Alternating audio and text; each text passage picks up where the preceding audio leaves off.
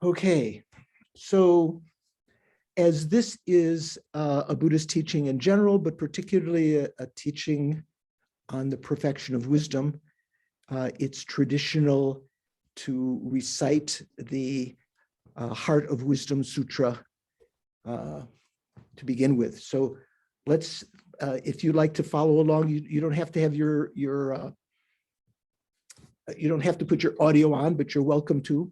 I will recite, and if you would like to recite along with me, think of the meaning. I prostrate to the I prostrate to the area triple gem. Thus did I hear at one time. The Bhagavan was dwelling on massive Vulture's Mountain in Rajagriha, together with a great community of monks and a great community of bodhisattvas. At that time, the Bhagavan was absorbed in the concentration on the categories of phenomena called profound perception. Also at that time, the Bodhisattva Mahasattva Arya Avalokiteshvara looked upon the very practice of the profound perfection of wisdom and beheld those five aggregates also as empty of inherent nature. Then through the power of Buddha, the Venerable Shariputra said this to the Bodhisattva Mahasattva Arya Avalokiteshvara. How should any son of the lineage train who wishes to practice the activity of the profound perfection of wisdom? He said that, and the Bodhisattva Mahasattva Arya Avalokiteshvara said this to the Venerable Sharidvatiputra. Shariputra, any son of the lineage or daughter of the lineage who wishes to practice the activity of the profound perfection of wisdom should look upon it like this, correctly and repeatedly beholding those five aggregates also as empty of inherent nature. Form is empty. Emptiness is form. Emptiness is not other than form. Form is also not other than emptiness. In the same way, feeling, discrimination, compositional factors, and consciousness are empty. Shariputra, likewise, all phenomena are emptiness, without characteristic, unproduced, unceased, stainless, not without stain, not deficient, not fulfilled. Shariputra, therefore, in emptiness, there is no form, no feeling, no discrimination, no compositional factors, no consciousness, no eye, no ear, no nose, no tongue, no body, no mind, no visual form, no sound, no odor, no taste, no object of touch, and no phenomenon. Maybe that should be no phenomena. There is no I element, and so on, up to and including no mind element and no mental consciousness element. There is no ignorance, no extinction of ignorance, and so on, up to and including no aging and death, and no extinction of aging and death. Similarly, there is no suffering, no origination, cessation, and path. There is no exalted wisdom, no attainment, and also no non-attainment.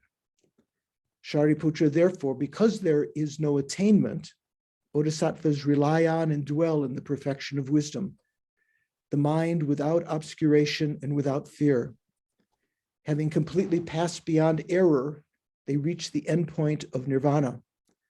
All the Buddhas who dwell in the three times also manifestly and completely awaken to unsurpassable, perfect, complete enlightenment in reliance on the perfection of wisdom. Therefore, the mantra of the perfection of wisdom, the mantra of great knowledge, the unsurpassed knowledge, the unsurpassed mantra, the mantra equal to the unequaled, the mantra that thoroughly pacifies all suffering should be known as truth, since it is not false. The mantra of the perfection of wisdom is declared, Tadyata, Gate, Gate, Paragate, Parasamgate, Bodhi, Svaha. Shariputra, the Bodhisattva, Mahasattva should train in the profound perfection of wisdom like that. Then the Bhagavan arose from that concentration and commended the Bodhisattva Mahasattva Arya Avalokiteshvara, saying, well said, son of the lineage. It is like that. it is like that. One should practice the profound perfection of wisdom, just as you have indicated, even the Tathagatas rejoice. The Bhagavan, having thus spoken, the Venerable Sharidvati Putra, the Bodhisattva Mahasattva, Arya Avalokiteshvara, those surrounding in their entirety, along with the world of gods, humans, asuras, and Gandharvas, were overjoyed and highly praised that spoken by the Bhagavan. So it is, it's considered, if you have some little insight into emptiness, reciting that the Heart Sutra helps to overcome obstacles to the presentation of the teachings. Even if you don't have any insight into emptiness, just by the power of the words themselves, that will have that kind of benefit. So, Sunny, do you have the prayer, the Sangye Chudang Sukhi Chognam La? Or maybe people already know that. We would have been. I can't hear you because Sunny, Yeah, so I don't know which one that is. oh, okay, the that doesn't matter. refuge and bodhicitta prayer, Sunny? Excuse me? The refuge and bodhicitta prayer? Oh, Rafi, yes. Thank you.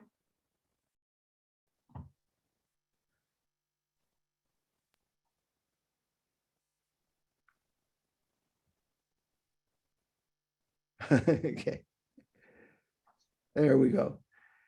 Sangye Chudang Sukhi Chognam La Jangchu Badu Dagni Kyapsu Chi Dagi Chu Sheki Pe Sonam Ki Trola Penshi Sangye Rupa Sho Sangye Chodang Sukhi Chognam La Jangchu Badu Dagni Kyapsu Chi Dagi Chu Sheki Pe Sonam Ki Trola Penshi Sangye Rupa Sho Sangye Chodang Sukhi Chognam La Jangchu Badu Dagni Kyapsu Chi Dagi Chushe Gipe Sonam Ki Drola Penshi Sangye Rupa Sho. If you were confused why I was saying Chushe rather than Chunyen, which means listening to the Dharma, the person who's giving the talk says, due to the merits of explaining the Dharma, and the listeners say, due to the merits of listening to the Dharma. So nice to have this opportunity to explain a little bit about the Heart Sutra, about the the practice of emptiness.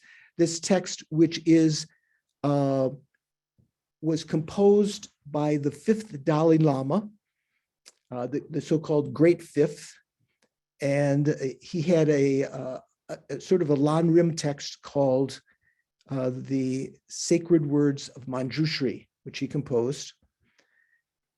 And this is the wisdom chapter of that, which was translated many years ago by Jeffrey Hopkins, along with the great teacher, Geshe Rapton.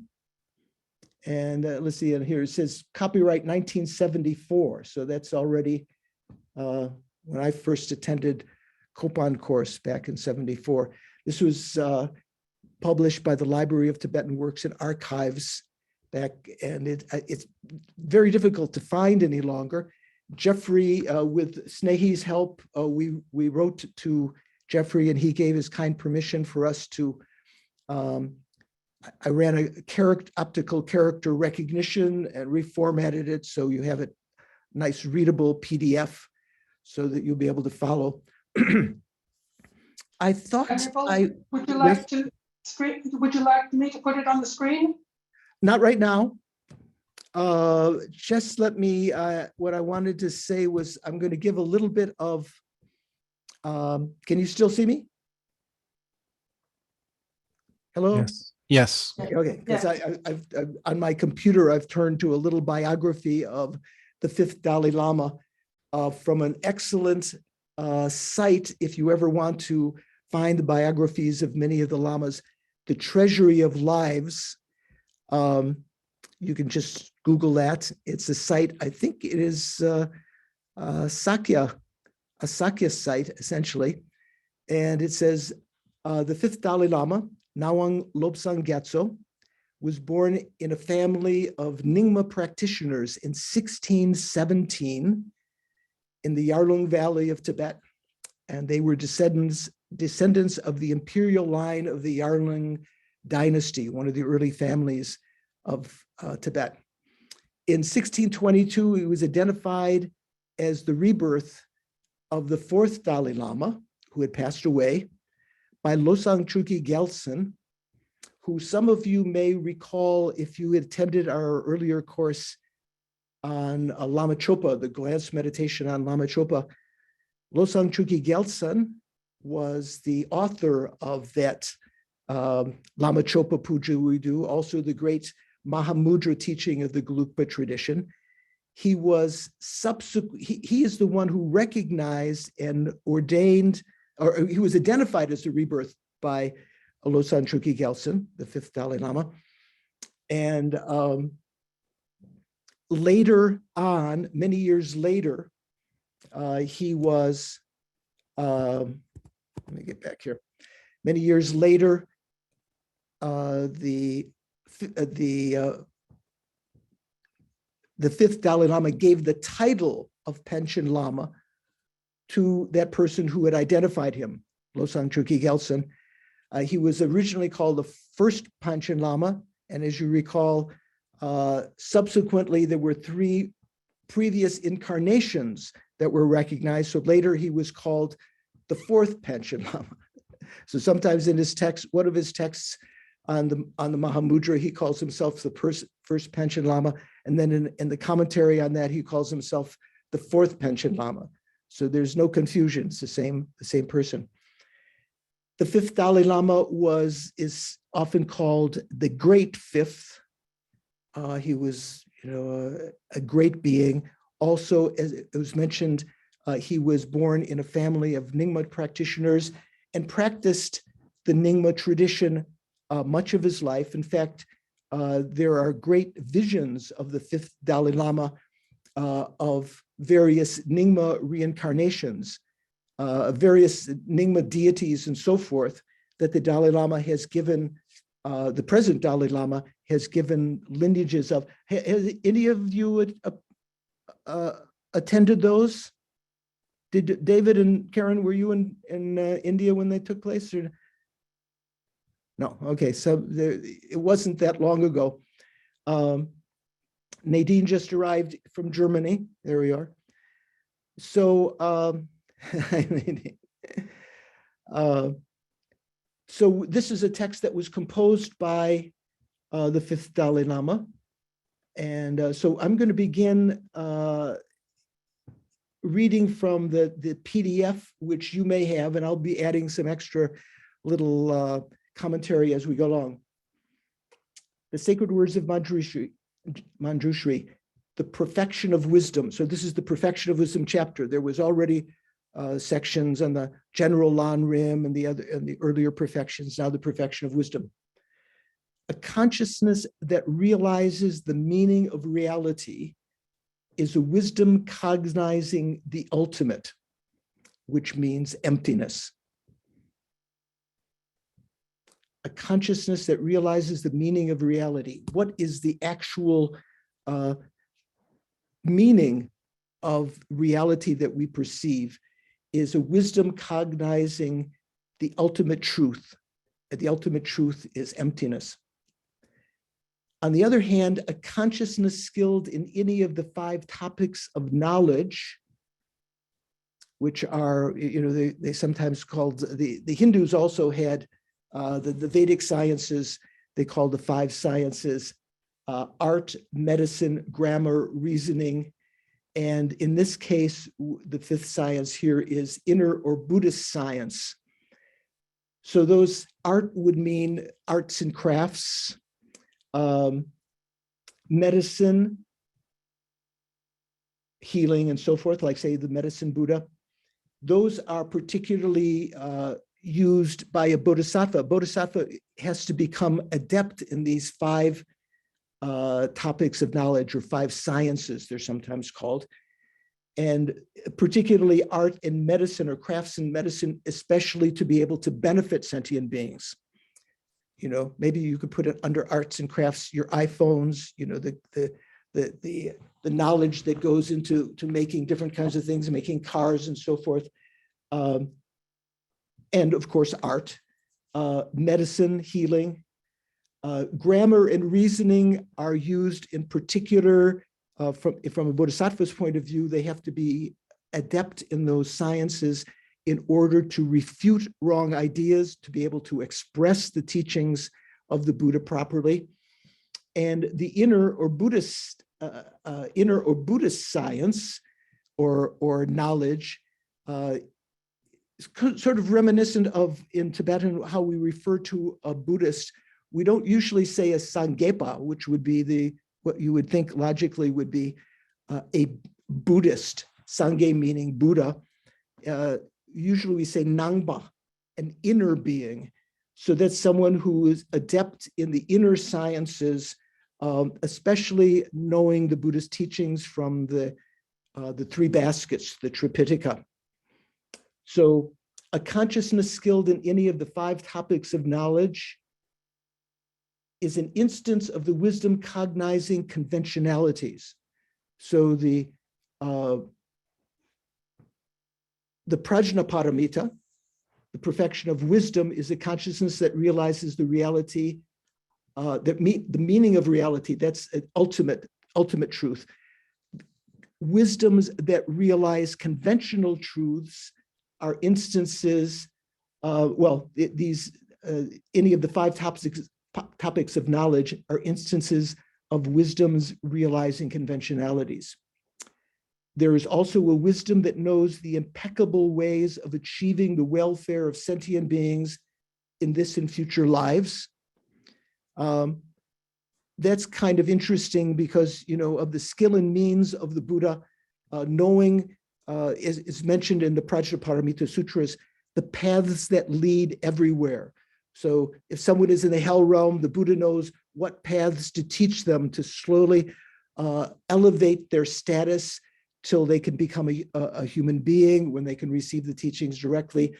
So the impeccable ways of achieving the welfare of sentient beings in this and future lives, there is also wisdom that knows that.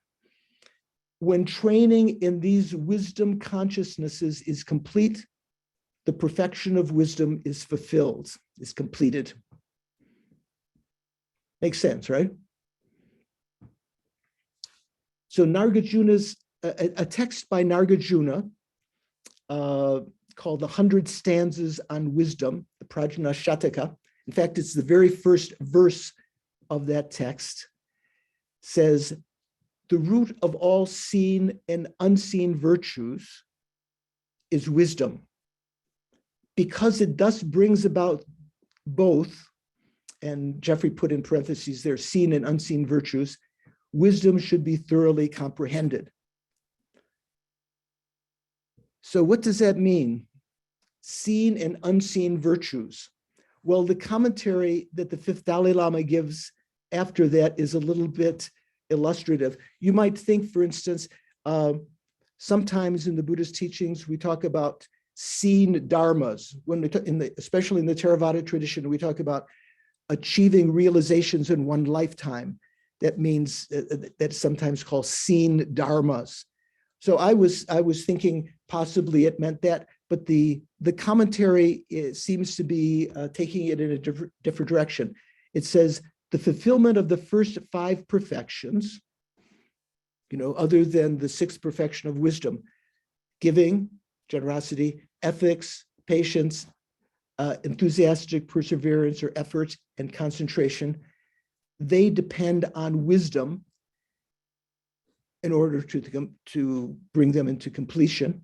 As in the case of giving even one's own flesh without pride and without shrinking. Do you know what that means? Without sort of like, oh, I can't do that. As if one were taking medicine from a medicinal tree.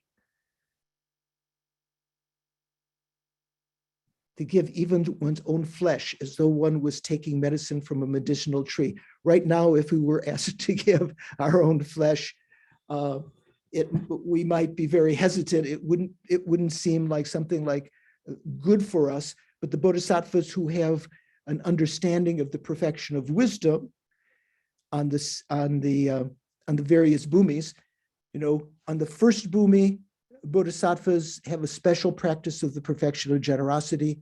On the second bhumi, a special practice of the perfection of ethics and so forth. And being on those bhumis means they've already realized emptiness directly. So it enhances their ability to practice generosity. They can actually give without any kind of suffering. Also, in dependence on wisdom, a bodhisattva who is a Chakravartin emperor, a universal emperor, does not go under the influence of the desirous attributes which are at his command. So in other words, Dalai Lamas, other emperors in the past that were called Chakravartin emperors, they were able to be in the world, but not of the world, because of their practice of the perfection of wisdom. All of the desirous things that they had, they were able to apprehend as being empty of inherent existence, so they didn't fall under their influence, generating attachment and delusions and so forth.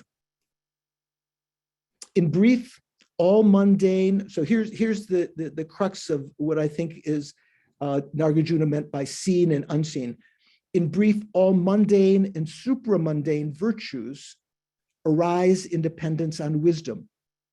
Therefore, wisdom should be sought. So what in the verse when it's talking about the root of all seen and unseen virtues, the fifth Dalai Lama is taking that to mean all mundane, as though mundane virtues that you may have that are apprehendable, and supramundane qualities that may not be apprehendable by others. That's my take on what the Dalai Lama is saying there. So everything conventional, everything that is a virtue that is conventional or ultimate, they all depend upon wisdom. As so the example of generosity and so forth, conjoined with the wisdom that is able to bring that about. Lama Zopa Rinpoche, when talking about emptiness, very, very difficult to understand. He said that, of course, we need logic to be able to understand it. We need to be able to use logic, but we also need scriptural citations. So verses like this, the root of all seen and unseen virtues is wisdom, because it thus brings about both seen and brings about both. Wisdom should be thoroughly comprehended. Verses like that in the subsequent verses that we will be reading here, and in other texts that you read on wisdom, they're very, very useful to know, to memorize, and to use when you try to meditate on emptiness. So this is giving a little bit of motivation for why we would want to understand emptiness. Among them, continuing in the text, among the many types of wisdom that are to be sought, it is important to cultivate the special insight, or Vipassana. You've heard of Vipassana, right? When we talk about various meditative states, we talk about Shamatha and Vipassana, often connected up with one another. Shamatha is a state of concentration, single-pointed concentration, that can bring about the ability to leave a deep imprint in your mind of the topics that you're meditating on. Vipassana is, in a sense, the ability within a quiet state of shamatha to be able to analyze within that state at first, without disturbing the calmness of the mind and without causing other kinds of distracting thoughts to rise. A little bit like putting a small fish, maybe a koi fish. I remember at Land of Medicine Buddha, there was is it still there, John, the koi pond? There was a pond somewhere between the Institute and the Upper Camas where there were some koi fish. If you put a fish in the water that's like a baby fish, is not so skillful. As it's moving around, it causes ripples on the surface.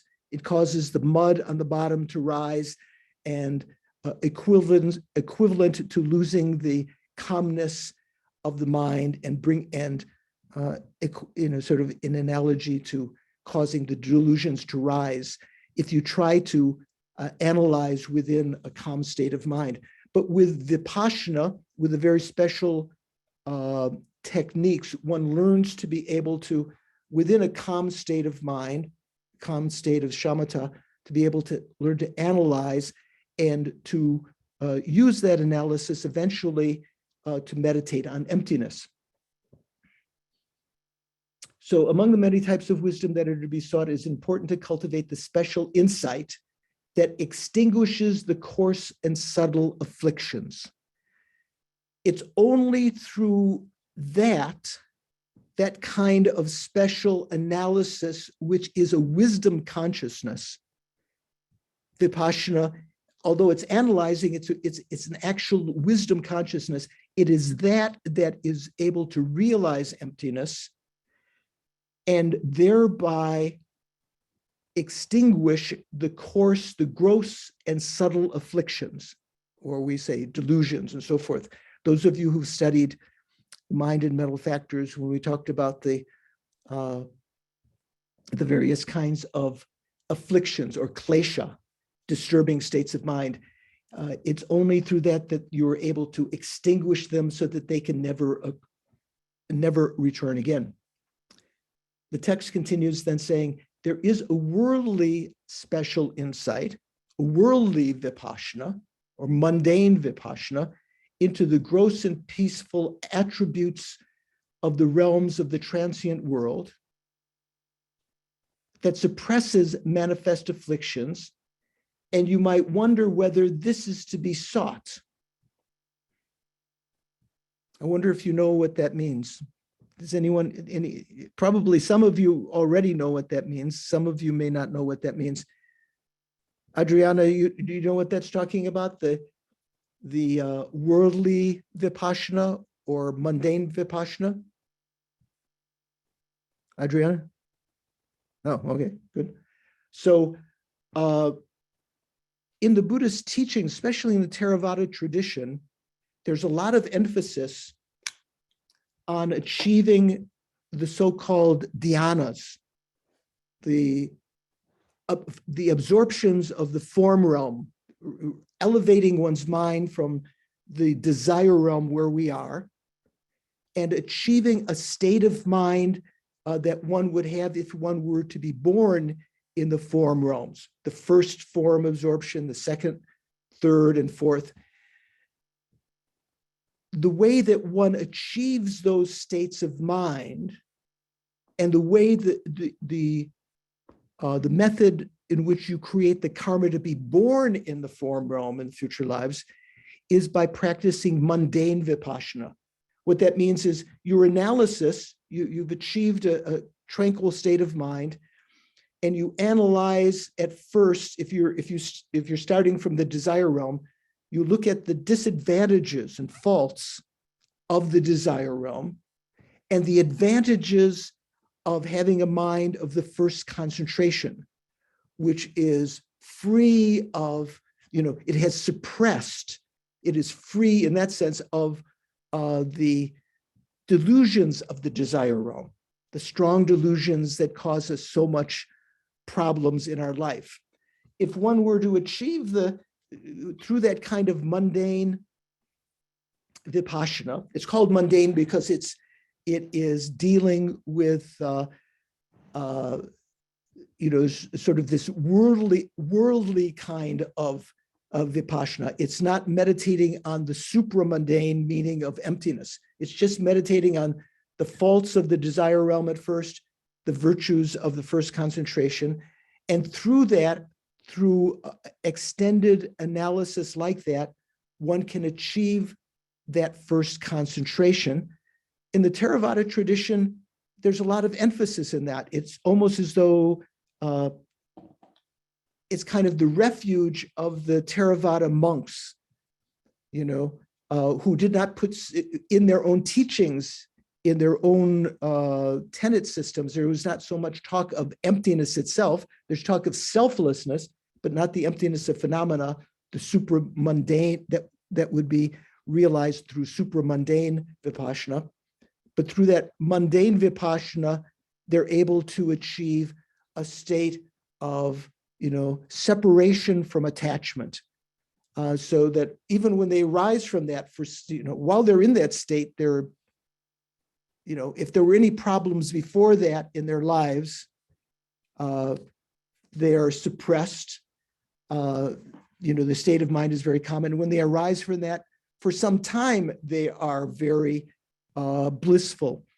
So that's very much emphasized, even in today's Theravada tradition. I know a friend of mine in Australia, maybe who was it? There was someone here from Singapore, Violet, I think, or Barbara, maybe. Venerable, what's his name? Can't remember off the top of my head. Maybe someone will remind me. He has a monastery down there. He was a British guy who became a monk, Theravada tradition, started a monastery. Ajahn Brahm?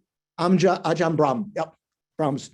Ajahn Brahms, he when I visited him there in Australia, he was, he said that the monks out at his vihara outside of the city, that was kind of like their chocolate. That was kind of like their ice cream, They would, if they could develop those concentrations through mundane Vipassana.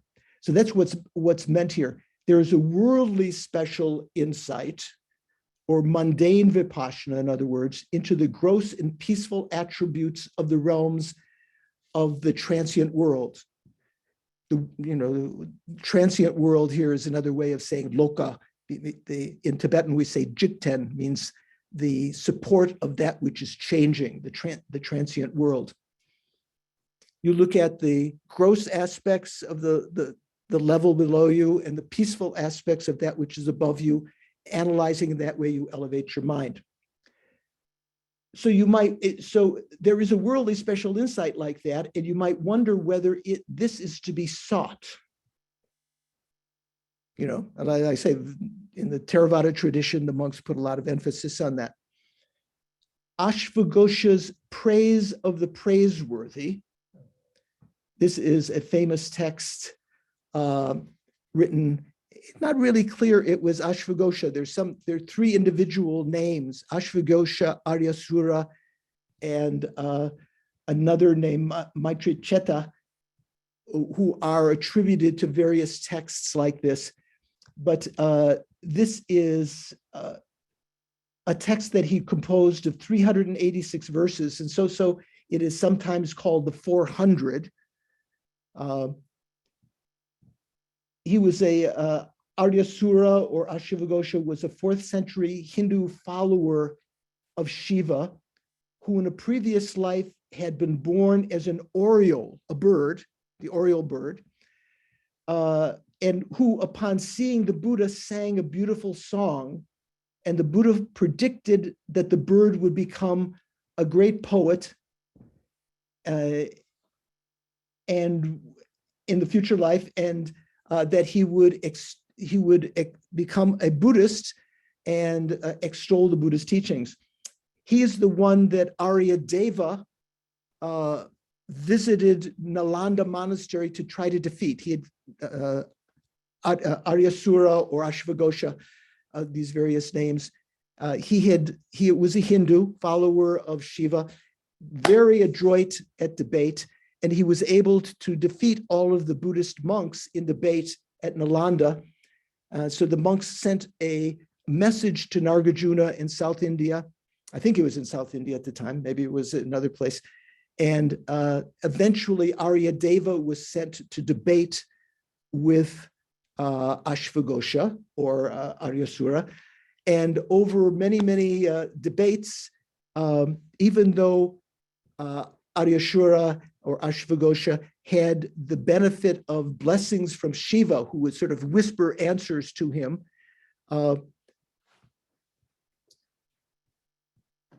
Aryadeva was able to defeat him in debate and liberate the monks of Nalanda.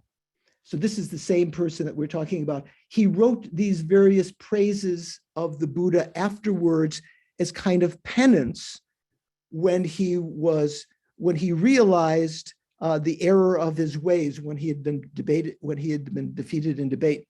So this verse, I think it's verse 22 of that praise of the praiseworthy, says, though beings blinded by ignorance who do not approach your doctrine, your meaning the Buddhist doctrine, although they reach the peak of cyclic existence of the formless realm. So we talked about the 4 levels of the form realm. There are 4 levels of the formless realm.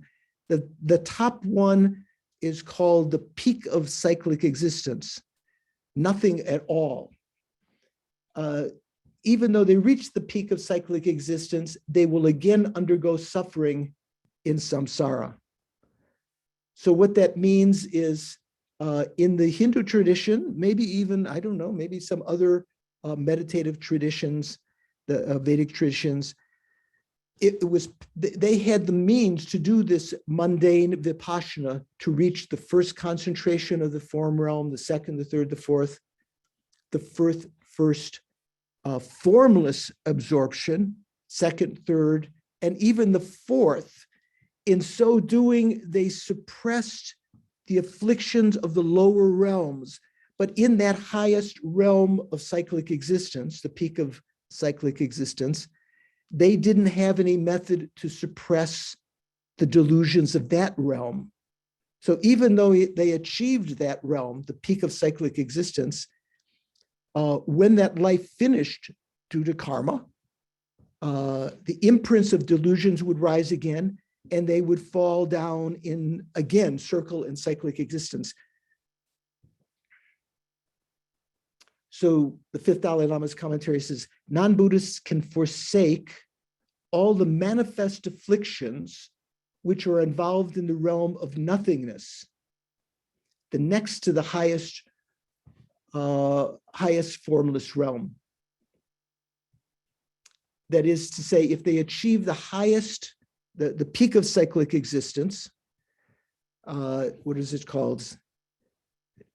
Not without, it was a no discrimination, not without discrimination is the name of that, the peak of cyclic existence.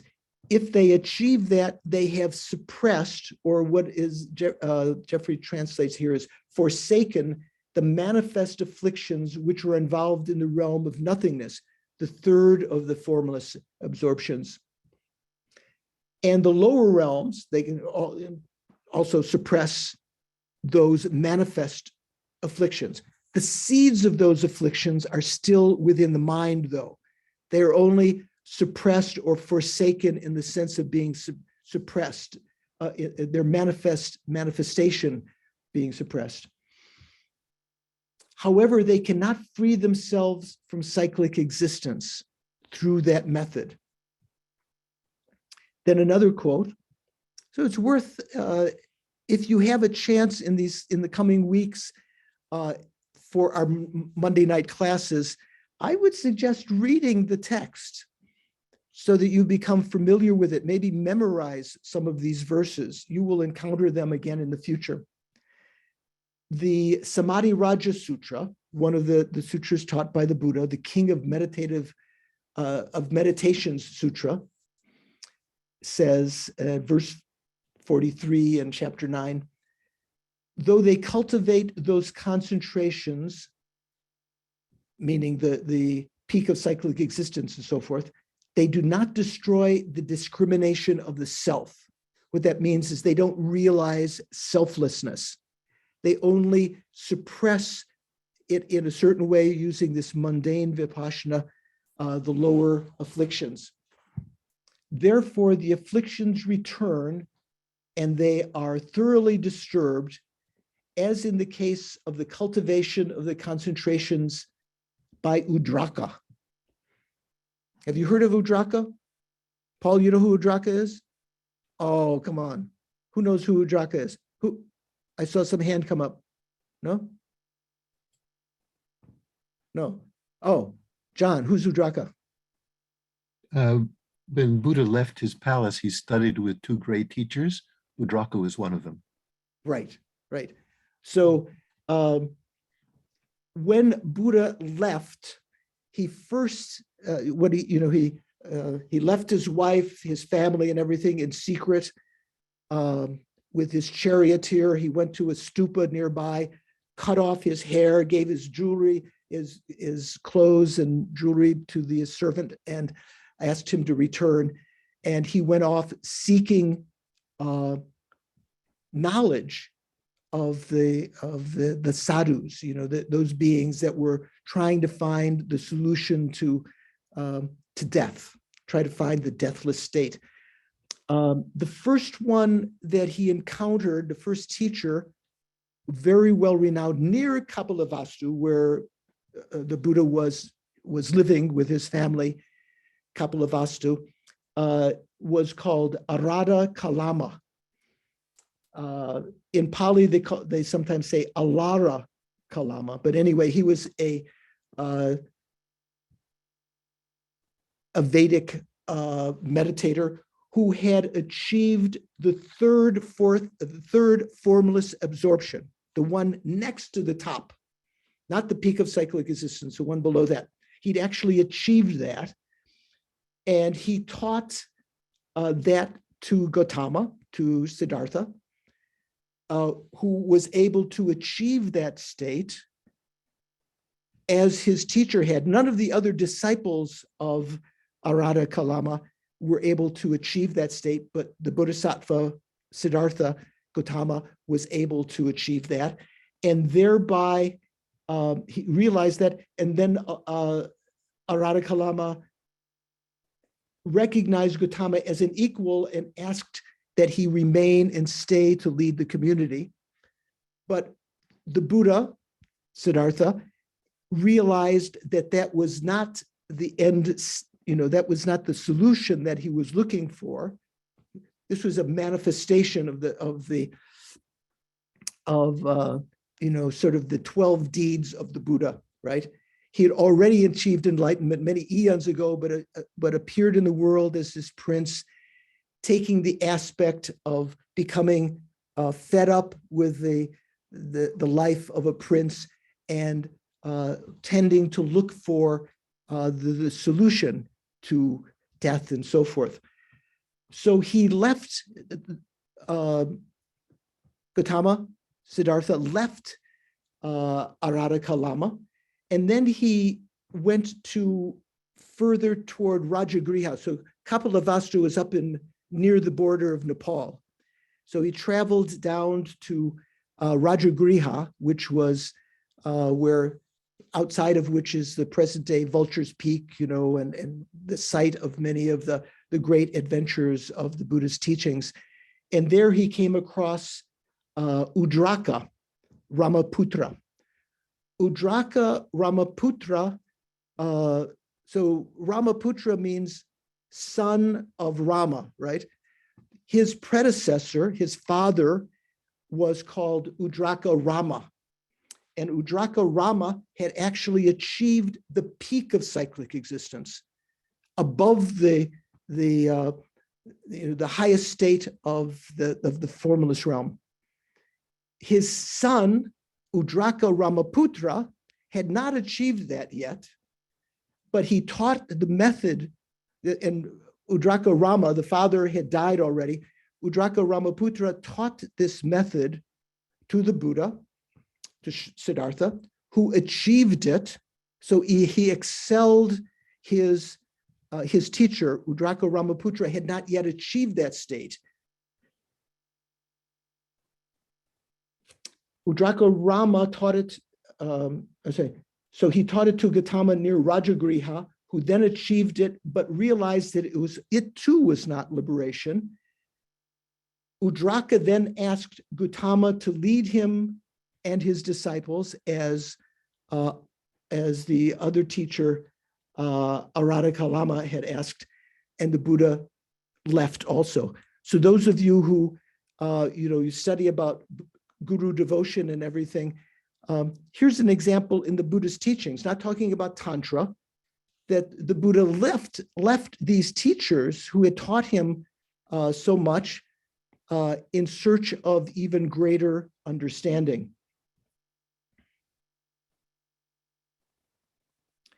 There's a book by someone named Mike Cross called Ashvaghosha's Gold, in that he said Udraka himself had not attained the realm of neither perception or non-perception. That's the peak of cyclic existence. He told the Bodhisattva only what the ascetic Rama, his father or teacher, had taught him. So when the Bodhisattva proved himself the equal of the master, that is Rama, Udraka Rama, he offered the Bodhisattva the leadership, and practicing under the Bodhisattva's guidance, he himself achieved the highest state of neither perception or non-perception. So once the Buddha had achieved that state, he taught it, he through the guidance of the Buddha before he left, Udraka Ramaputra achieved that meditation. So you might say, why all of these stories? I just want to hear about emptiness. All of these are, very, very useful to put a background into this whole enterprise of achieving wisdom. So the fifth Dalai Lama's commentaries to that verse from the Samadhi Raja Sutra says, through the force of not having abandoned the conception of inherent existence, they are disturbed again by the afflictions.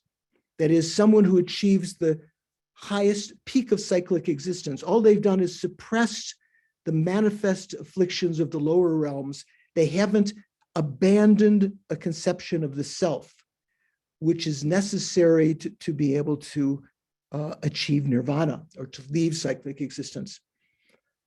They are disturbed again by the afflictions, as in the case of the forwarder. The Sanskrit word is tirtaka, Udraka Ramaputra. They again fall into a consciousness of lower states. Therefore, how could it be that trainees who are beings of greatest capacity would seek worldly special insight, this mundane vipassana, which only suppresses the manifest afflictions? You following? Alex, what do you think? You're scratch. I don't have any hair to scratch. You following? So they're saying, so why would bodhisattvas practice those mundane vipassanas? Well, they do eventually. The reason for the bodhisattvas achieving them is for them to develop the various kinds of clairvoyance and special powers to be able to benefit sentient beings.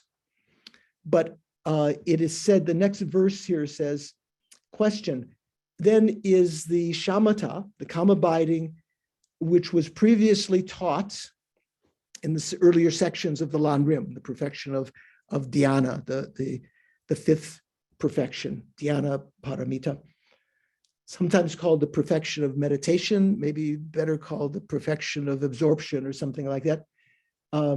Then is the shamatha or calm abiding, which was taught previously in this book and which was earlier cultivated with effort, senseless? It was, there's no need for that. Answer. Ashvaghosha's praise for the praiseworthy. This is the next verse in that verse 23 says, though followers of your teaching might not have attained the actual first concentration, they can cease cyclic existence with the devils staring at them. Some of you who studied Jeffrey Hopkins' works, he also quotes this verse. What does that mean? What it means is that the Bodhisattva, simply by achieving the actual shamatha, not cultivating and achieving the first concentration through mundane vipassana, simply with that state of actual shamatha, which is called the access meditation to the first dhyana, the first absorption, the first form absorption. It's called sort of the preparation for that, or access to that. Simply with that state of mind, they can then engage in supramundane vipassana, meditating on emptiness, as we will learn in this text, the methods to do. And they can achieve, what does it say here? Though followers of your teaching might not have attained the actual first concentration, just the preparation for it, the actual shamatha, they can cease cyclic existence with the maras staring at them. So you might think, like under the Bodhi tree, all of the maras were the Devaputra Mara was trying to disturb the Buddha's concentration under the Bodhi tree when he achieved enlightenment and so forth. So a little bit like talking like that, even with all of these things happening, by utilizing supramundane vipassana. What does that mean, supramundane? That means not simply looking at the defects of the lower realms and the benefits of the higher realm through vipassana, but using that vipassana to analyze the meaning of emptiness. In that way, they can actually realize emptiness. And as it said, they can cease cyclic existence with the devils or maras staring at them. Make sense? Who's going to see? I want to see someone shaking their head. No, doesn't make sense. Anyone have a question? Ron, you okay? Doesn't make sense? Oh, okay. Paul, you okay? Okay, I only see a limited number of people. Ida, how are you doing? You following along? Yeah, okay. Okay, so after attaining, the commentary continues, after attaining the preparation for the first concentration, sometimes called in the Theravada tradition, they call access meditation. It's not the actual first meditation, but is just about to be able to do that if you applied mundane vipassana.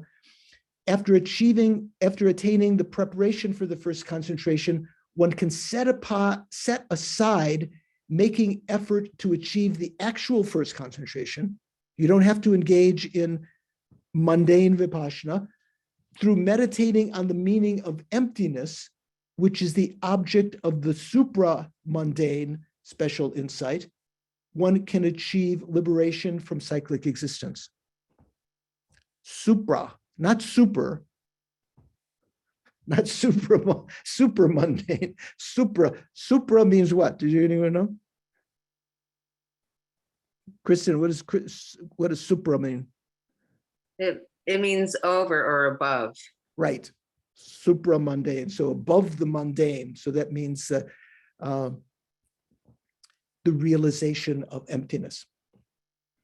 So then, qualm, which means like so the Dalai Lama proposing some kind of doubt, as though someone might have this doubt.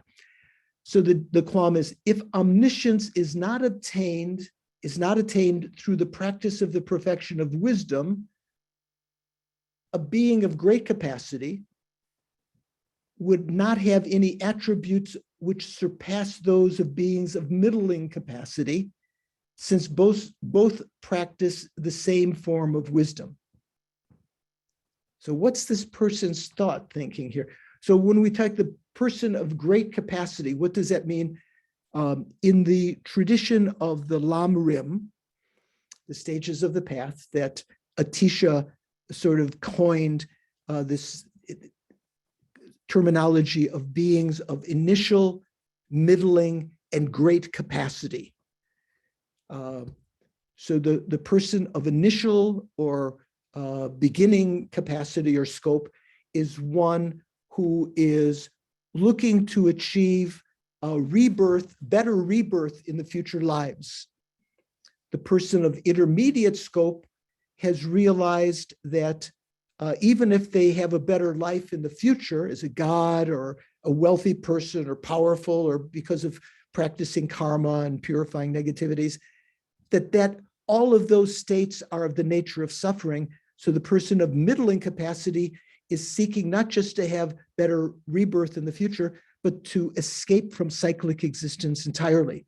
This is the aim of the person of the Shravaka Yana or Pratika Buddha Yana, someone wishing to achieve nirvana.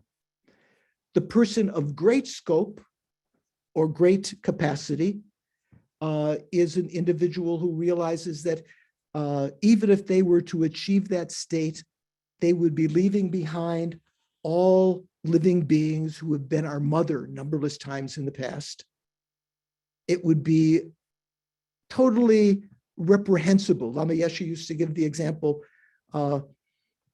maybe some of you who heard these teachings, John probably remembers this, giving example of being at a cocktail party at a, where is it, Cupertino, not Cupertino, where are you, John? Capitola. Capitola. Mhm. Capitola, cocktail party, swimming pool, people are drinking cocktails, everything, beautiful men and women around, and someone brings you a telephone and they say, it's your mother calling. And Lama said in the telephone, mother says, I'm in a burning building. Please come and save me. And you hear that and you look around, you see all of the beautiful people, the cocktails or whatever else is, narcotics or whatever that are being snuffed or sniffed or whatever, snorted. And you say, later, and you put the phone down. Lama said that's equivalent to the person of intermediate scope who recognizes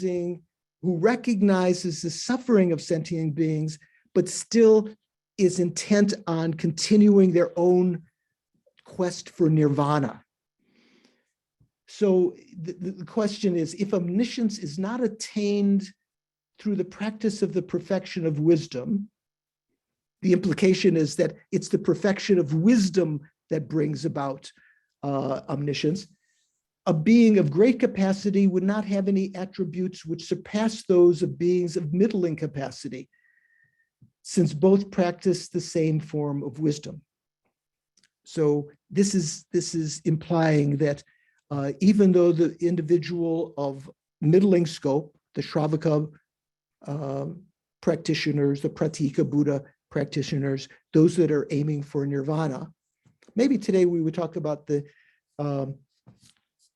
in Thailand and Sri Lanka, the actual believers of this Theravada tradition who are trying to achieve nirvana.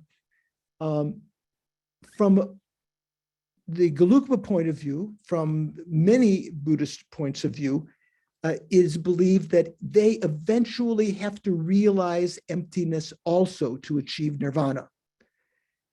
There are some practitioners in the Kagyu, Nyingma, Sakya tradition that say, oh no, they can achieve nirvana simply by realizing the selflessness, gross selflessness of persons. But generally, from the point of view of the highest philosophical view, even the Shravakas and Pratika Buddhas have to realize emptiness. So they have the same wisdom as the Bodhisattvas. So how can that be? How could you achieve, what would set the Bodhisattva apart from them if it's not the perfection of wisdom? Because to achieve nirvana, you also have to have that wisdom of emptiness. So the answer is a little bit tongue-in-cheek, this sort of tradition in Buddhist writing, sort of criticizing others in a kind of in a sort of a naughty way. The arising of such a mistaken thought is a case of being stricken by the fault of seeing only a portion of the teaching, the way a yak blind in one eye eats grass. You know what a yak is? Anyone that doesn't know what a yak is? Yak is that sort of huge animal, especially in the Himalayas. If it's blind in one eye, it can't, it's trying to eat grass, but it can't quite get the right direction because it doesn't have the binocular vision. The rising of such a mistaken thought is a case of being stricken by the fault of seeing only a portion of the teaching, the way a yak blind in one eye eats grass. Earlier, the earlier parts of the Lanrim teachings before the perfection of wisdom, earlier this book has extensively explained the modes of training in the aspiration to highest enlightenment, the training in bodhicitta, or we could sometimes in the Prajnaparamita it's called mind generation, generating the mind to achieve enlightenment for the welfare of others. Earlier this book has extensively explained the modes of training in the aspiration to highest enlightenment for the sake of all sentient beings, as well as the bodhisattva deeds. So that means not simply have the aspiration to achieve enlightenment, but actually to go about and engage in the activities that bring enlightenment about, the bodhisattva deeds and so forth, the Mahayana threefold morality, both of which differentiate beings of greatest capacity from beings of middling capacity. So the beings of middling capacity that are aiming to achieve nirvana, they're superior to the initial practitioners, religious practitioners, who are aiming to achieve something better in a future life. Maybe even from a Buddhist perspective, even Christian and other religions that talk about bearing with adversity this lifetime in order to achieve heaven in a future lifetime. Maybe they would fall into the initial scope. Of course, there were many Buddhists at the time of the Buddha, the great patrons of the Buddha, who made so many offerings in order to be born as a god in a future life and so forth. They would be practitioners of initial scope. The practitioners like Shariputra, Mahamoggallana, and the other bhikshus that were following the Buddha were mainly Shravakas and Pratika Buddha practitioners. They were aiming to achieve nirvana, escape from cyclic existence. So earlier, this book has extensively explained the modes of training in the aspiration to highest enlightenment, bodhicitta, for the sake of sentient beings. So we say the wishing bodhicitta, as well as the bodhisattva deeds, which would include the engaging bodhisattva, bodhicitta, both of which differentiate beings of greatest capacity, highest capacity, from those beings of middling capacity. Thus, though it is true beings of middling capacity meditate on the same emptiness as beings of great capacity, they are by no means equal to those of the beings of great capacity, the bodhisattva, those who are practicing the bodhisattva yana. Make sense? Following? Hillary, what are you thinking? Hillary's not far from me. She's a Dharma friend who's been to Kopan many times and made CDs of the nuns chanting the various praises of Tara and so forth, and has visited there many times. She's finding a chance to get back into the teachings again. Okay, so then the text continues. Now there's a question. Calm abiding and special insight, Shamatha and Vipassana, are also included in the practice of the training of concentration, in the trainings in concentration in wisdom on the stage of a being of middling capacity. So the Shravaka yana, the beings that are aiming to achieve nirvana, the Pratika Buddha yana, the beings that are on that path leading to nirvana, the calm abiding and special insight are also included in their practice. Thus, what need is there to conjoin them with the bodhisattva deeds? Some doubt. Well, why do you need bodhicitta? So the answer comes in a quotation from Nagarjuna's 60 stanzas of reasoning. This happens to be verse 60. So last verse, I guess. Through the virtue of it says, due to this virtue, may all beings complete the collections of merit and wisdom and attain the two supreme bodies of a form body and a truth body, which arise from merit and wisdom. So the implication is that Nagarjuna was saying, due to the virtue of having composed this text, as is said here in the Jeffrey's parenthetical thing, through the virtue of my effort in writing this book, may all beings complete the collections of merit and wisdom and achieve and attain the two supreme bodies which arise from merit and wisdom. So what does that mean? It said that there are two main kinds of bodies that the Buddha manifests: the Rupakaya and the Dharmakaya, right? You've heard that before? Alex, have you heard? Yeah. Georgian, have you heard before? Rupakaya and Dharmakaya?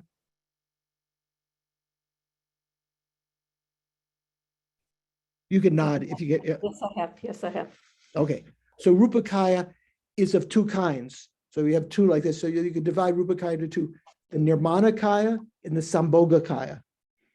Right. So sometimes you can talk about three bodies: the Nirmanakaya, Sambhogakaya, and Dharmakaya.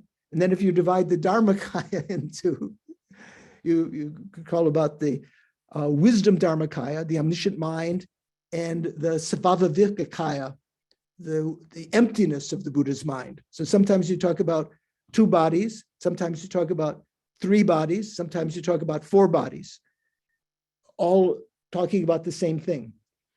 So what is the material cause?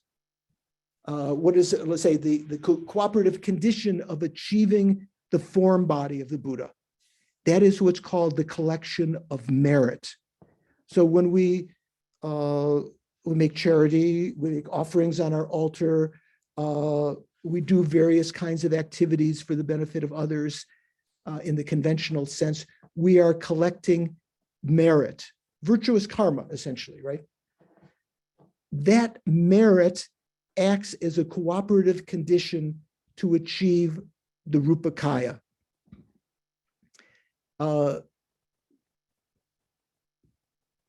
Does anyone know what the actual substantial cause of the Rupakaya is? John, do you know the substantial cause?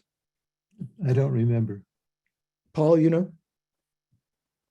So merit is necessary to achieve the Rupakaya. Rupakaya, from a tantric point of view, comes about because of the subtlemost wind, which manifests the various bodies of the Buddha. So that's a substantial cause that becomes, when we say substantial cause, that means like a seed is a substantial cause of a sprout, right? The substance of the seed eventually purifies and becomes the sprout, or purifies, eventually transforms and becomes a sprout. The cooperative conditions of the sprout would be like water and fertilization and sunshine and warmth and so forth. So the The substantial cause of the Rupakaya is like the subtlemost wind. The cooperative cause, like the things that are necessary to bring that about, are the collection of merit. The truth body, which is what Jeffrey translates as Dharmakaya, right? You've heard of Dharmakaya, right? Dharmakaya, what is the cooperative cause that's necessary to achieve that? The collection of merit, the collection of wisdom, rather. Collection of merit is a cooperative cause for the form bodies. The collection of wisdom is a cooperative cause to achieve the Dharmakaya. So in the same sense, with that, having talked before, what's the substantial cause of the Dharmakaya, John, do you know? So the substantial cause of the Rupakaya, the form body, was the subtlemost wind, eventually transforms into that. What's the substantial cause of the Dharmakaya? Paul knows. He's got a grin on his face. Paul? Well, it would be the subtlemost mind, or the mind realizing emptiness. Yeah, the subtlemost mind. So those two are generally, from point of view of tantric teachings, are inseparable, but they're still differentiable. The subtlemost mind, clear light mind, eventually transforms into the wisdom Dharmakaya, and the subtlemost wind transforms into the Rupakaya, the various manifestations that the Buddha, with that conventional wind or prana, manifests these various bodies. But the cooperative cause of that, you can't achieve just simply by having that subtlemost mind. You need to have the collection of wisdom. Collection of wisdom means incidences of realizing emptiness that leave an imprint in one's mind. That's called the collection of wisdom. Okay, so through this virtue, may all beings complete the collections of merit and wisdom, and achieve the two supreme bodies which arise from merit and wisdom. So that means, may they achieve the Rupakaya and the Dharmakaya. So the text continues, in order to achieve Buddhahood, it is necessary to attain both a form body, Rupakaya, which has two kinds, Nirmanakaya, Sambhogakaya, and a truth body. Truth body also, Dharmakaya, has two kinds. The wisdom Dharmakaya means the omniscient mind that realizes all phenomena directly, and the emptiness of that mind, which is called this Svabhavikakaya, or nature body, two kinds of Dharmakaya. In order to achieve Buddhahood, it is necessary to attain both a form body and a truth body. Without, and then in parentheses, Jeffrey adds with Geshe Repton's commentary, I think, without conjoining meditation on emptiness with an aspiration to highest enlightenment for the sake of all sentient beings and its attendant practices, Buddhahood cannot be attained. So what does that mean? The meditation on emptiness is the vehicle through which you achieve the collection of wisdom. The practice of the bodhisattva deeds, conjoined with that wisdom, dealing with conventional realities, helping sentient beings, collecting merit and so forth, is the on emptiness, with an aspiration to highest enlightenment for the sake of all sentient beings and its attendant practices. That is the collection of merit. So it's said that generally in the sutra path, which we're talking about here, one can only achieve those two collections alternatively. You make generosity, conjoined with some remembrance of the meaning of emptiness, you're collecting merit. But then when you meditate on that, the emptiness of yourself, the giver, the donor, the recipient, the emptiness of the recipient, the emptiness of the giving or the gift, you collect a collection of wisdom. Then another question. Based on what are the two bodies achieved? Sort of implied this before. Answer, the glorious Chandrakirti. Have you heard of Chandrakirti? Hillary, have you heard of Chandrakirti? Jennifer? You must have heard, I'm sure you've heard in the household many times. Adriana, have you heard of Chandrakirti? You have?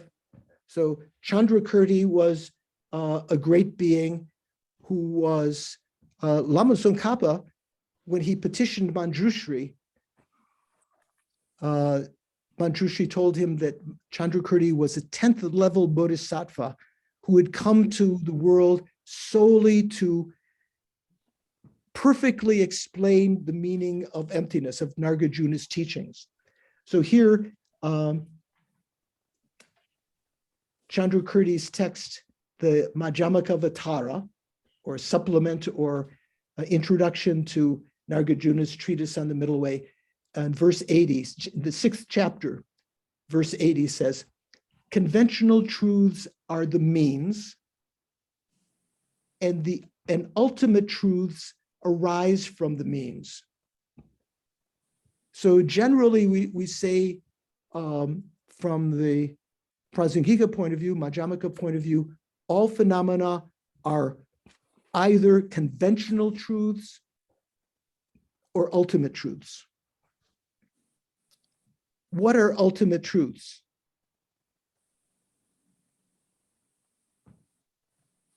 Does anyone know? Nadine, what are ultimate truths? The nature of reality. Yeah, ultimate truths are the nature of reality, emptiness. Only that. There's nothing else that is an ultimate truth. Well, unless you say, true cessations. True cessations are also ultimate truths, but it's a little bit going off path here. So conventional truths are the means. So everything that we are the methods. Conventional truths are methods or means. So dealing with the appearances that occur to us due to karma, these are called method. These are called means. And they bring up, and properly practicing them in a way that creates virtuous karma, creates the collection of merit. Ultimate truths arise from the means. Those who do not know the differentiation of these two abide on a bad path of wrong thought. So you have to be able to know the difference between conventional truths and ultimate truths. Well, we'll understand it a little bit more as we go along. Implicitly, the fifth Dalai Lama says, sort of paraphrasing Chandrakirti's verse. I think maybe Chandrakirti also says something like this in his commentary. So it says, those who do not know the differentiation of these two conventional truths, how to differentiate between conventional truths and ultimate truths, abide on a bad path of wrong thought. Implicitly, the fifth Dalai Lama says, those who know well the differentiation of conventional truths and ultimate truths abide on the correct, good path. Okay. Oh, Michael Lim is here also. Oh, that's interesting. So let me just read this next section, and we'll continue from here next time. You should know correctly the two facets of the Madhyamaka view. The view of objects, conventional truths, or appearances. So what that means is although all phenomena are ultimately empty of any kind of existence, they do appear to us due to imprints in our minds due to our karma in previous lives, due to our familiarization with grasping at true existence. We believe them. I see my heater, my air purifier, my lamps. It's too dark to see the trees out my window right now. All of these are conventional truths, appearances, objects, and so forth. This is the view of dependent arising, which is the conventional existence of all phenomena, and they're arising without a disordering or a disjunction of cause and effect. All of these things appear due to karma that we created in the past, karmic causes, and they are the results. The appearances of these things are the results, yet they do not exist the way that they appear to our deluded minds. To the Buddhist mind, who's realized the entirety of phenomena, has eliminated all faults and realized everything, there is nothing which appears to him from its own side as inherently existent. He knows how things appear to us, but they do not appear to him by the force of his own mind due to, deluded karma and so forth. The view of ultimate truths, in other words, the various kinds of emptinesses, this is the understanding of the nature of all phenomena in the sense that phenomena do not in the least have inherent existence. Inherent existence is a sense that we perceive now when we see things, as though there's my new MacBook Pro right here in front of me, real from its own side, inherently existing. From the conventional point of view, it is an appearance that is arisen because of causes and conditions, many causes and conditions, but is actually empty of existing the way that it appears, is somehow findable within its component parts. This is the understanding of the nature of all phenomena in the sense that phenomena do not in the least have inherent existence. When you know these two without error, conventional truths, ultimate truths, you amass the collections of merit while practicing on the path through the great force of deeds, of giving, and so forth. Also, you practice these deeds in conjunction with the profound view of emptiness, thereby you attain the two bodies. So in conjunction with the profound view of emptiness, you collect the collection of wisdom. You achieve, and through that you attain the two bodies, a form body and a truth body, which are the final objects of attainment of beings of great capacity. That's the final aim, to achieve enlightenment, where you have the omniscient mind and the ability to manifest the various bodies to benefit sentient beings. Therefore, you should first take instruction on practicing the ways of amassing the collections of merit, which are the means of achieving a form body. Then you should train in the stages of practice for accumulating the collections of wisdom, which are the means of attaining a truth body, Dharmakaya. So we have just a couple minutes left. Some of you may, especially if you're in Germany, you're up late. So let's do the dedication prayers first, and I will remain for another 10, 15 minutes if anyone has questions or comments that they want to make. But we'll make the dedication first because some people may have made other obligations and would like to leave. So Sunny, could you put up there we go. So go down a little bit to the dedication prayers. There we go. So think of that this evening that we have created virtuous karma, merit, like we talk about the cooperative cause of achieving the form bodies of the Buddha. Due to the merits of these virtuous actions, may I quickly attain the state of a Guru Buddha and lead all living beings without exception into that enlightened state. Actually, it shouldn't be due to these merits. This is gewa di, due to these virtues. So there are two kinds of virtues that we can collect. We can collect virtues which are meritorious, which are the collection of merit, and we can create virtues. We have created virtues sometimes which are the collection of wisdom. So due to these virtues, may I quickly attain the state of a Guru Buddha and lead all living beings without exception into that enlightened state.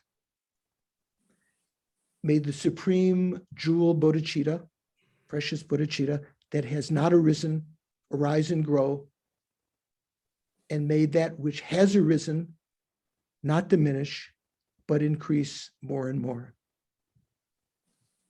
Try to think of the meaning of that, these virtuous actions that we've created today. May they become the cause of my continued spiritual practice from life to life, up to and including the achievement of the form bodies and the Dharma bodies of the Buddha.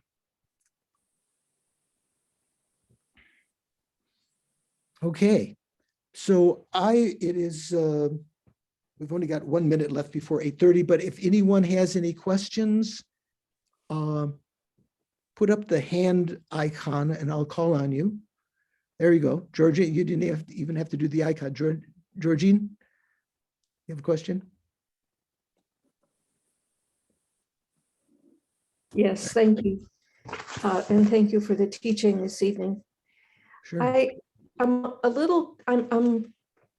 in the two facets of the Madhyamaka view. The first one dealing with conventional truths and appearances. I'm right with it until the very end of that paragraph. The conventional existence of all phenomena and their arising without disordering of cause and effect. I don't know what is meant by that. Okay. The disordering of cause and effect. Right. So, for instance, sometimes people might think, oh, I had this accident today. It was just bad luck, right? There's no way that you can experience an effect without having created the cause. So I'll have to check the Tibetan word. Is it disordering? I think it might be another word that can be translated in other ways. In other words, the law of karma and its results. Karma means action, right? Which is a cause. So we can say the law of cause and effect on the spiritual level, which means karma meaning the causes, and the effects are the various kinds of effects. The what do we call it? The projected effect of rebirth in one of the realms, the environmental effect, the effects similar to the cause as an action, the effect or result similar to the cause as an experience, are these various kinds of things that appear to us and that we experience in the world. All of them never violate the law of cause and effect. Causes always come before their effects. Does that help a little bit, Georgianne? Well, I'm just trying to make sense of it in conjunction with the rest of the sentence, with the previous part of the sentence. Right. Okay, so you're reading. I have a text that I've changed the pagination, so I don't know which page it is. I think it's around page 4. The view of objects, conventional truths, appearances. This is the view of dependent arising.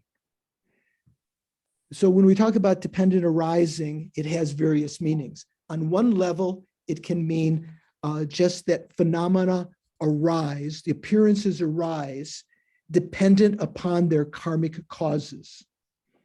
The view of objects, conventional truths, appearances. This is the view of dependent arising, which is the conventional existence of all phenomena. That means the appearances to us, to our minds that are still clouded by delusions. So they don't even appear necessarily to the Buddha's mind like this. This is the view of dependent arising, which is the conventional existence of all phenomena, and they're arising without a disordering of cause and effect. My understanding of that without a disordering of cause and effect means that all of these appearances, what did we call them? Objects, conventional truths, appearances, are the result of karma that we have created in the past. I see. Okay, does that help? So Alex, you have the hand icon up. You have a question? Thank you. Yeah. Yes, I was wondering, did the Rupakaya and the Dharmakaya, the two bodies, do they arise at the same time? Yeah, good question. What do you think? I would say it seems like they would. What do you think, Jeff? I don't know. I see Jeff is unmuted, so he's got his face up there. The Rupakaya and the Dharmakaya, they occur at the same time, or do you get one first? First you get the Dharmakaya, then the Rupakaya? Or you get the Rupakaya first, then the Dharmakaya? I would say Rupakaya first. Ah, okay. John, what do you think? Simultaneous. They have to be simultaneous, right? When you achieve enlightenment, in one instant, you have achieved the Dharmakaya, and of course it's emptiness, which is always there. And at that same instant, you have the ability to manifest the various Buddha bodies. So although it might seem like there is some order that you would achieve, maybe the Rupakaya is easier or something, but you can't have the Rupakaya unless you have the omniscient mind. You can't have the omniscient mind, the Dharmakaya, unless you have the ability to manifest from that. Okay. Thank you. Yeah, Snehi, you have a question or comment? Yes, thank you, Venerable George. Actually, my question was prompted by your answer to Georgine when you were saying that one understanding of dependent arising is that the appearances arise because of my karma. And it made me think of the Yogacara view, which says that, appearances are because of my karmic imprints. Is it saying the same thing?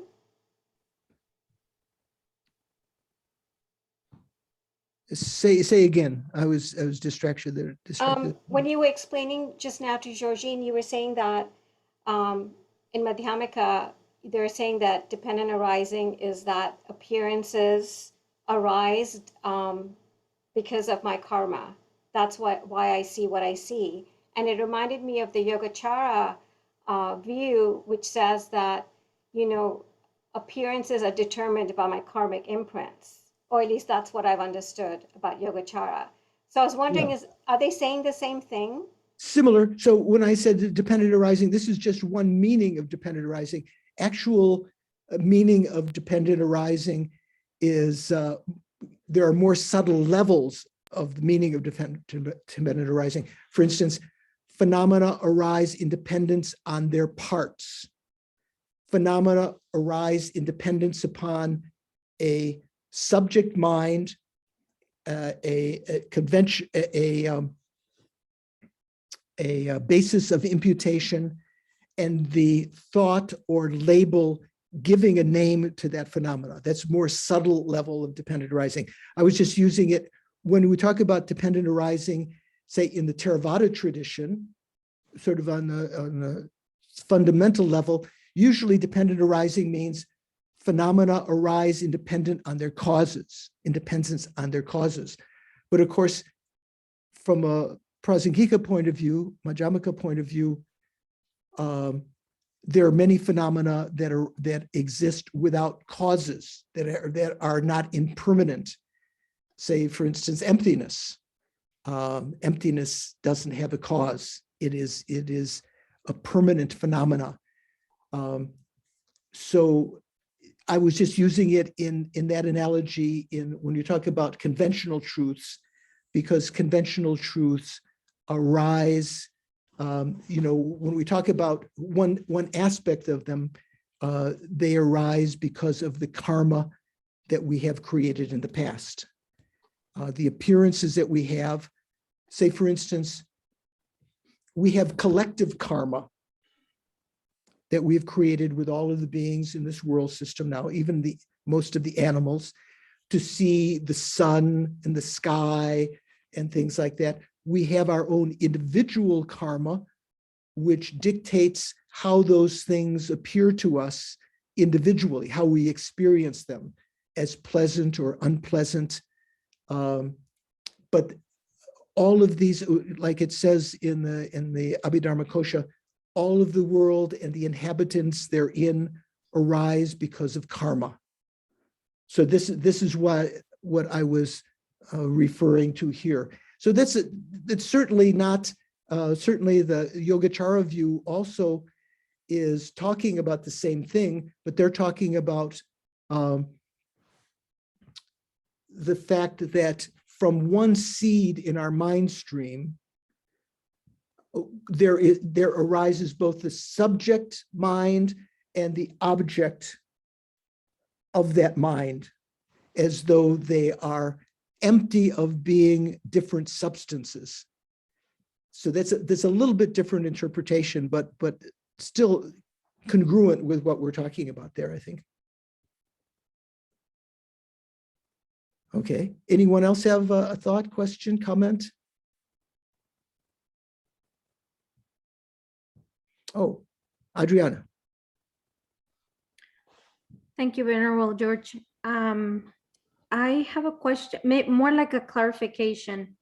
You need to practice then Vipassana, worldly Vipassana, in order to later start practicing Vipassana on emptiness? No, you don't need to practice the mundane Vipassana first. Okay. You at that junction, when you've achieved shamatha, tranquil abiding, in Tibetans they say shine, right? When you've achieved that, you might just be satisfied with that, but you can enhance that by developing Vipassana, with the ability to analyze within that quiet state of mind. Generally, within a quiet state of mind, like the example I gave of putting the koi fish in a pool of water.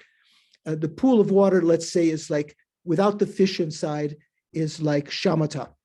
No ripples on the surface, no mud coming up, no delusions in the mind. You're just tranquilly abiding. If within that mind you try to analyze, you can cause the surface, so you put the fish in the water, it goes through the water, causes ripples on the surface, and also on the bottom, some of the mud on the bottom comes up, so that some of the analogously, some of the delusions can arise. So you have to learn how to analyze within that mind. Why would you want to analyze within that tranquil abiding? Because that tranquil abiding itself doesn't bestow any special benefits other than having achieved that.